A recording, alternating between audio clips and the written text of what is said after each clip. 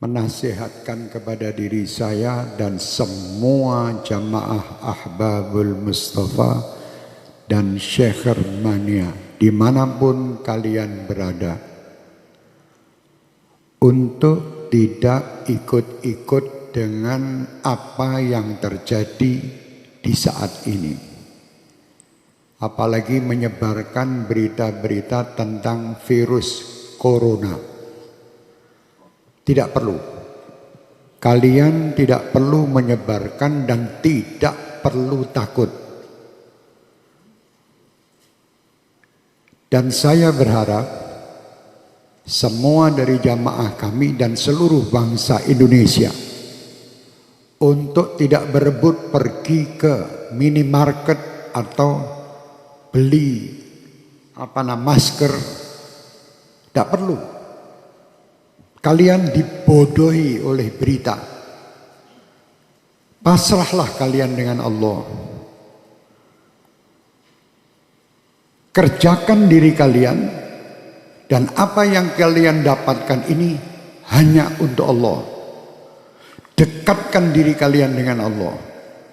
Jangan percaya dengan orang-orang yang menakut-nakuti dengan ini dan itu. Dan jangan pula kalian menjadi penyebar berita yang menakut-nakuti masyarakat. Tidak perlu. Sampaikan berita kepada umat ini, berita-berita yang baik. Itu sudah ada yang mengurus masalah virus dan ini. Pemerintah telah mengurusnya. Sudah, kita tidak usah ikut-ikut menebarkan berita, apalagi berita yang hoax, yang bohong. Tidak perlu ikut campur. Dan tidak perlu kita takut. Saya amanatkan untuk semua jamaah saya, Ahbabul Mustafa dan Syekh Hermania terutama, dan siapapun yang ingin mengikutinya, bacalah setiap hari sebagai penangkal virus-virus ini Ratibul Haddad. Baca tiap hari. Atau Ratibul Attas yang biasa kita baca di sini. Tiap hari baca. Yang bisa menghindari semua, menghindarkan ini semua hanya Allah. Kalian dibohongi. Suruh beli masker, suruh beli jahe merah.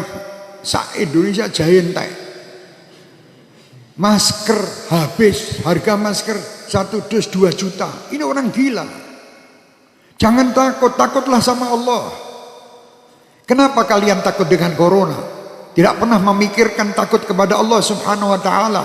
Orang yang takut sama Allah Subhanahu wa ta'ala, dia akan diberi kebahagiaan, 2 kebahagiaan. Kebahagiaan dunia dan kebahagiaan akhirat.